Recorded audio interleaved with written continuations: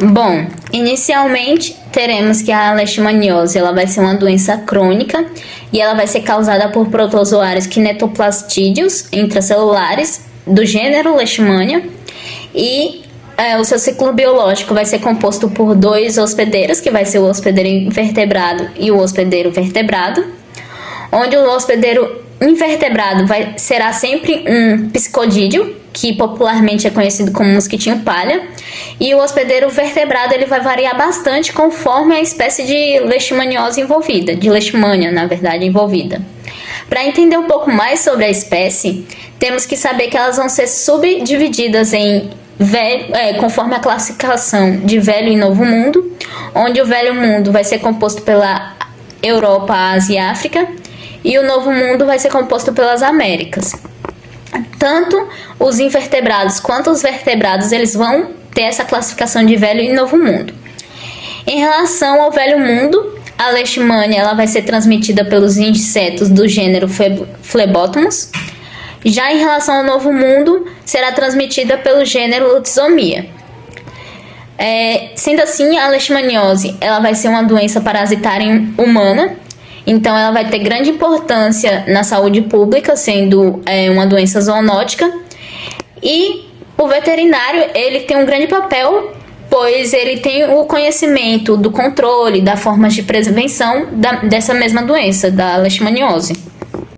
Os humanos eles vão ser considerados hospedeiros incidentais para a leishmania, onde essa doença ela vai ser caracterizada em 3 formas de síndromes clínicas distintas, onde terão a leishmaniose visceral, que ela também pode ser denominada como calazar, tem a leishmaniose cutânea, que é conhecida como botão do Oriente, e a leishmaniose mucocutânea, que também pode ser denominada como espúdia. Em relação à leishmaniose visceral em humanos, ela vai ser causada pela Leishmania sp do complexo Donovani, onde vai incluir as espécies Donovani, Leishmania donovani e Leishmania infanto no Velho Mundo, e no Novo Mundo vai ser representada pela Leishmania chagassi. Porém, há estudos filogenéticos que eles retratam que tanto a infanto quanto a chagassi, elas acabam que sendo o mesmo micro-organismo.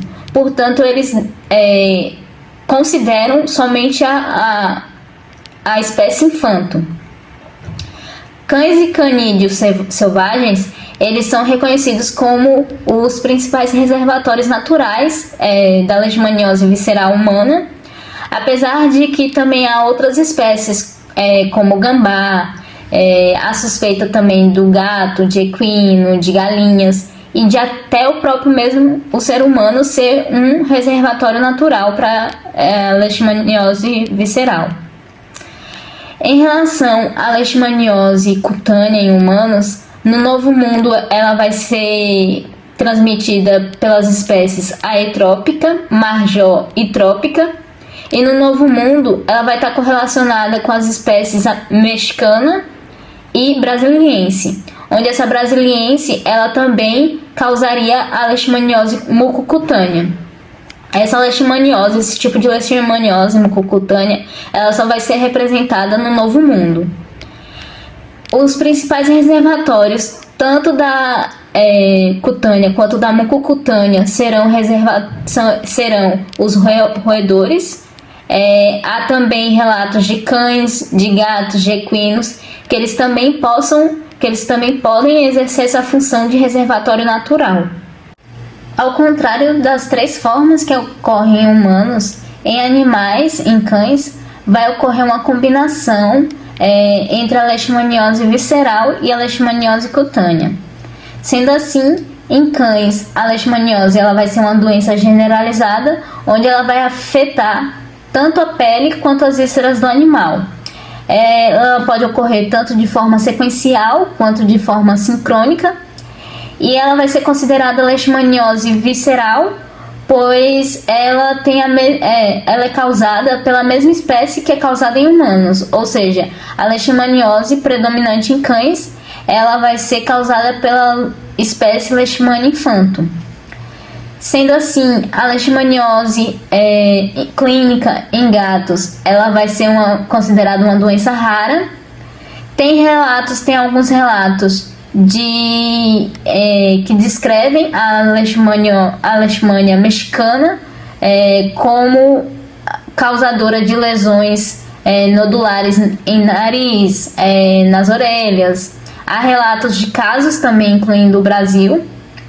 Já em relação a manifestações clínicas sistêmicas, são poucos casos também que são encontrados, onde essas manifestações clínicas sistêmicas elas vão cursar como uma linfodenomegalia, com a perda de peso, com lesões oculares, com a uveíte.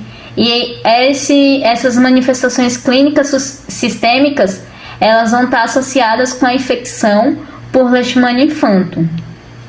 A transmissão da leishmaniose ela vai se dar principalmente, só que não exclusivamente, pelo repasto sanguíneo, onde esse repasto sanguíneo é feito pelos flebótomos, do gênero já descritos anteriormente. Há outras formas também de transmissão, como também transfusão sanguínea, transmissão transplacentária, transmamária, venérea. Há suspeita também que a ingestão de vísceras de reservatórios selvagens consumidas por cães, onde também seja uma forma de adquirir a leishmaniose, porém não há evidências científicas dessa forma. Há também uma teoria de que o material genético da infanto ele também possa ser disseminado por pulgas, os quitinocefálides felis, e também por carrapatos ripséfalos sanguíneos. Porém, alguns pesquisadores eles ainda não acreditam nessa teoria. Falando sobre o ciclo de vida da leishmania, temos que a leishmaniose é transmitida pela picada de flebotomíneas infectadas. Isso nós temos que, ao se alimentarem de sangue, as flebotomíneas injetam as promastigotas metacíclicos, que é o estágio infeccioso, na sua probópsia. As promastigotas são fagocitadas pelos macrófagos e outras células mononucleares fagocíticas. Com isso, temos que, nessas células, os promastigotas se transformam em amartigotas, que esse é o estágio tecidual. E as amartigotas se multiplicam por divisão simples e infectam outras células fagocíticas mononucleares. E, após isso, temos que, ao se alimentarem do sangue de um hospedeiro infectado, as flebotomíneas são infectadas pela ingestão de macrófagos infectados por amartigotas. E com isso temos que no intestino médio dos flebotomíneas, os amartigotas se transformam em promartigotas.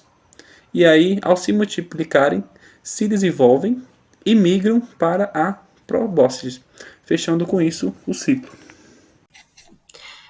A patogenia da leishmaniose ela é caracterizada pela interação das diferentes espécies do parasito do vetor do mecanismo de resposta imunológica dos hospedeiros vertebrados. Ela é influenciada pela especificidade da reação do hospedeiro, pela especificidade vetorial do inseto e pelas cepas do vírus que vai ser contaminada. O primeiro contato do hospedeiro, ainda com a forma paromastigota, desencadeia um mecanismo de defesa anterior específica, através do desenvolvimento da resposta inflamatória específicas, como componentes séricos e celulares. O parasita pode usar disso para garantir sua sobrevivência nas células, por meio da ativação dos receptores dos macrófagos, para ativar o sistema complemento e ser fagocitado.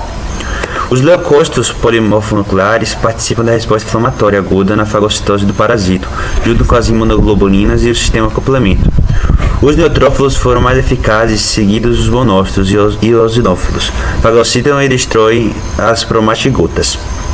Presente na fase inicial da infecção, sendo importante no mecanismo da infecção contra a Leishmania major, estão presentes na fase inicial para tentar evitar a ativação do sistema complemento. O primeiro contato do hospedeiro, ainda com a forma paromastigota, desencadeia o mecanismo. Bom, os macrófagos da derme são células hospedeiras mais parasitadas, sendo também efetoras mais importantes para a produção do óxido nitrito, potente agente leishmanicida. As células da epiderme são infectadas com uma ou mais amastigotas por células, além de restringir a replicação parasitária e dependente do dióxido nitrito, sendo críticas na indução das respostas específicas que irá liberar os linfonodos regionais. Trabalhos têm mostrado a resistência associada à proliferação e ativação das células T, que ativam os macrófagos e, consequentemente, a morte do parasito intracelular, e outros através da quebra das células infectadas por uma complexa rede de citocinas que está relacionada à expansão celular e à ativação policlonal das células B. De acordo com os dados obtidos, foi possível compor um largo espectro clínico e imunológico das infecções por Leishmania chagas, constituindo os seguintes perfis: infecção assintomática, infecção sintomática, infecção subclínica residente e infecção inicial indeterminada, demonstrando assim a grande variação de formas infecciosas que o vírus pode se manifestar clinicamente. A leishmaniose visceral canina é uma doença crônica, com sinais clínicos surgindo entre 3 a 7 anos após a infecção. O diagnóstico clínico da leishmaniose visceral canina é difícil de ser realizado, devido à variabilidade de sintomas da doença. Além disso, os animais podem permanecer assintomáticos por toda a vida ou desenvolver sintomas em períodos que variam de 3 meses a alguns anos. Os achados clínicos são comuns a outras enfermidades, o que dificulta o diagnóstico clínico, e essas ocorrências são raras em felinos. A leishmaniose é uma doença sistêmica debilitante. Seus sinais clínicos são lesões de pele, lesões oculares, linfadenomegalia periférica generalizada, perda de peso ou caquécia, atrofia muscular, palidez das mucosas, claudicação e artralgia. Aproximadamente 1/3 dos pacientes apresentam febre e esplenomegalia.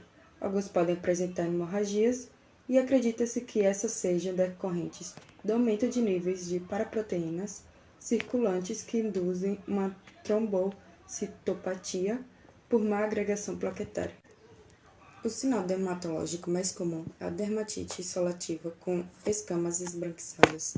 Ela pode ser generalizada, mas geralmente ela ocorre na cabeça, orelha e extremidades. A descamação pode ser seguida de uma hiperkeratose nasodigital e áreas de alopécia e hipotricose. Com a progressão da doença, é comum a aparição de nódulos e ulceração multifocal, também acompanhada de descamação. É possível observar nas imagens todos esses sintomas dermatológicos que geralmente como os clínicos desconfiam da leishmaniose. Sinais clínicos de frequência variável incluem aquelas relacionadas com uremia, como vômito, diarreia, melena, poliúria e polidisplasia de úlceras orais, pois são comuns em cães gravemente afetados em estado final da doença, e são mais incomuns naqueles que começaram a apresentar os sinais clínicos. Raramente, alguns cães apresentam icterícia, púrpura e manifestações respiratórias. No hemograma, observa-se anemia normocítica normocrômica e trombocitopenia regenerativa. A anemia é decorrente da cronicidade da doença, mas pode ser agravada por hemorragias gastrointestinais.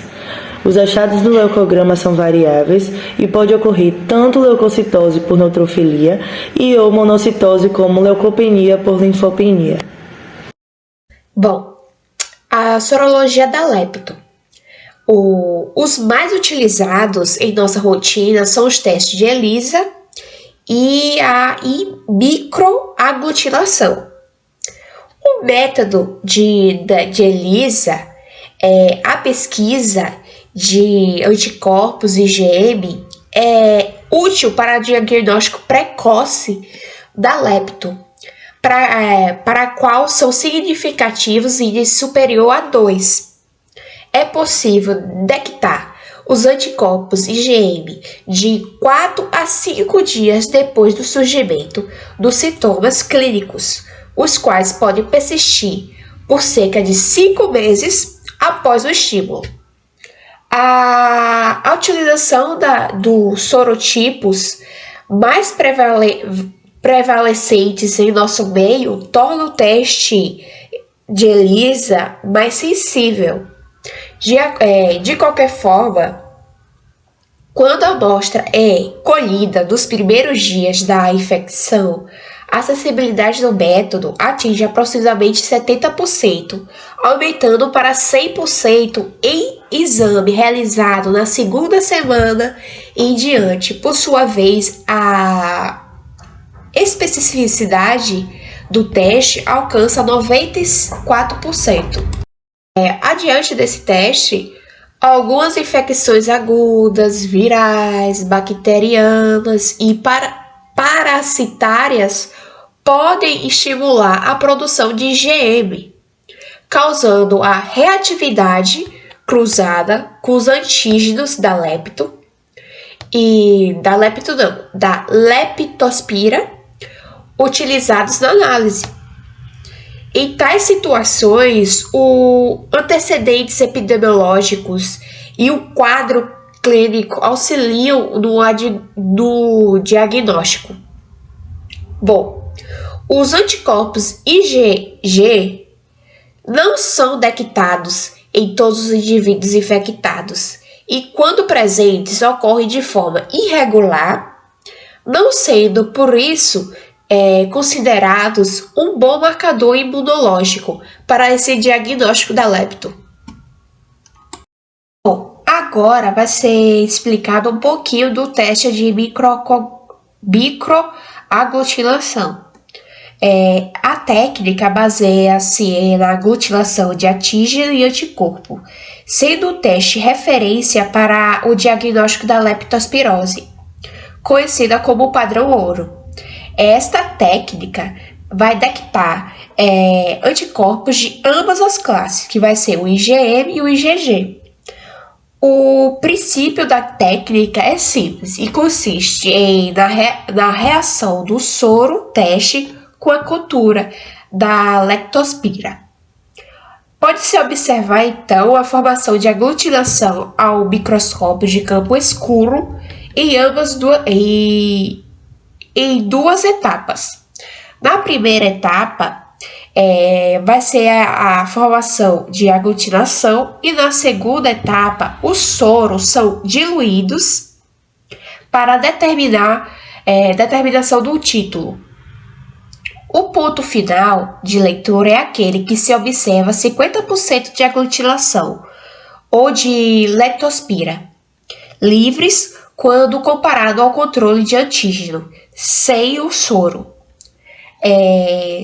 Utiliza-se uma bactéria de antígenos vivos, representantes de 19 diferentes sorovares recomendados pela OMS.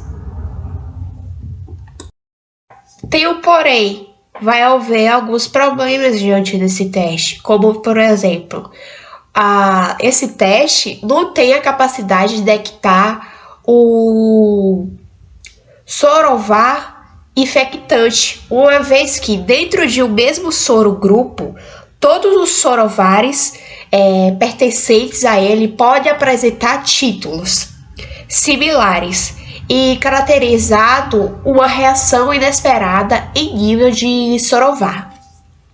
Bom, por essa razão, a interpretação é complexa e, em especial, na fase aguda da doença, onde ocorre alto grau de reação cruzada e de diferentes sorogrupos, o que difere na fase de covalentes, onde se observa relativa especificidade de sorogrupo.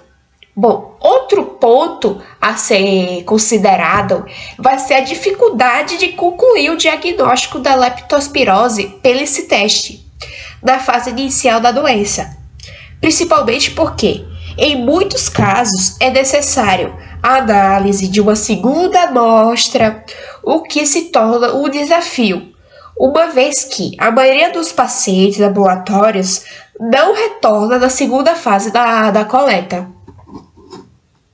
Olá, gente. Bom dia, boa tarde, boa noite. Vou falar um pouco sobre o diagnóstico parasitológico realizado em animais que tenham suspeita ou queiram confirmação de diagnóstico de leishmaniose. Em primeira mão, a gente tem que entender que esses métodos possuem, na verdade, alta especificidade. A sensibilidade desses métodos vai estar diretamente relacionada com a carga parasitária desse animal, né, do animal que está infectado, e pode variar de acordo com a função da amostra coletada, do tempo decorrido após a infecção e do momento da realização do exame. Eu trouxe aqui 3 formas de realizar esse exame, né, que a gente consegue ter uma boa resposta. O primeiro e mais comum é o exame parasitológico direto. O segundo é o exame de imunomarcação, ou imunohistoquímica e fluorescência direta, e também as tecnologias de biologia molecular ou hibridização in situ. Como o exame feito, né, mais comum é o exame parasitológico direto. Inclusive, eu trouxe aqui imagens para representar esses exames, porque são exames mais difíceis de serem feitos na rotina. Mas o exame mais comum é o exame parasitológico direto, e é o que eu vou focar aqui no seminário. Essa técnica ela é realizada, né, depois da retirada de punção, aspiração desses materiais, e é feito um esfregaço com esse material, né, e é bom destacar que essa técnica deve ser executada por uma pessoa que é treinada para isso, e deve ser realizada em um hospital com retaguarda cirúrgica e também banco de sangue. As lâminas devem estar limpas e desengolduradas. E depois que fazer o esfregaço e a secagem do esfregaço, esse esfregaço deve ser corado para a gente conseguir visualizar as estruturas no microscópio.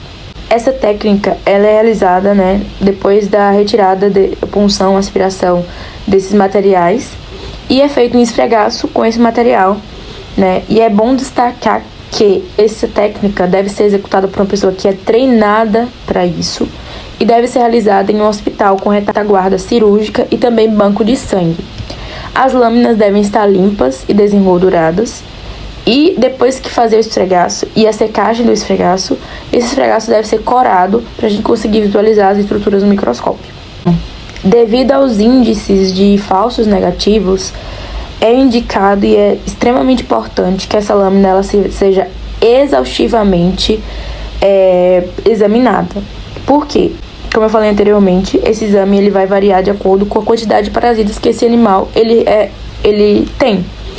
Então, se uma amostra foi pegada do jeito errado, ou então foi pegada de um lugar que possuía menos parasitas do que outro lugar, infelizmente, né, acontece isso, pode ser que tenham menos parasitas. Então, essa lâmina tem que ser exaustivamente examinada em todos os âmbitos, para que a gente consiga visualizar realmente todo o local da lâmina e consiga diagnosticar esse animal. Eu trouxe aqui um exemplo, né, de 2 lâminas que a gente consegue visualizar a forma mastigota da Leishmania SP. E é um cão que, né, está positivo para Leishmania SP. E a gente consegue visualizar ela de 2 formas, né? Na imagem A, a gente consegue visualizar uma imagem dos linfonodos poplíteos desse cão. E a gente consegue visualizar a forma mastigota fora da célula, né, extracelular, e também dentro dos macrófagos. E na imagem B a gente consegue visualizar também nos linfonodos. Então, é uma imagem que a gente consegue visualizar claramente, né, esse parasita. E é muito importante que a gente consiga detectar o quanto antes no exame parasitológico. Bom, sobre o exame molecular, o diagnóstico molecular da leishmania, a gente vai utilizar técnicas de biologia molecular para poder diagnosticar essa infecção e com finalidade de quantificar a quantidade de DNA presente nas amostras de sangue. Essa identificação vai ser feita através dos exames de PCR, os testes de PCR, que são a de reação em cadeia da polimerase. Vai ser feito separando uma região do DNA do parasita, e em seguida é feito um molde com o mesmo para os iniciadores utilizados durante o PCR. Deste modo, o teste vai garantir uma maior taxa de sensibilidade ao parasita, facilitando sua identificação. Bom, para a leishmaniose é usado um composto de moléculas chamado minicírculos nas metodologias moleculares de diagnósticos, e elas vão variar entre 0,5 e 1,5 no seu tamanho.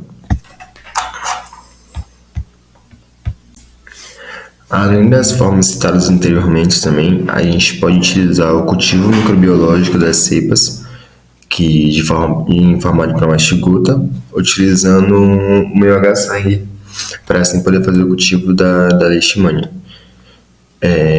E também podemos fazer análise do genoma do parasita em amostras biológicas.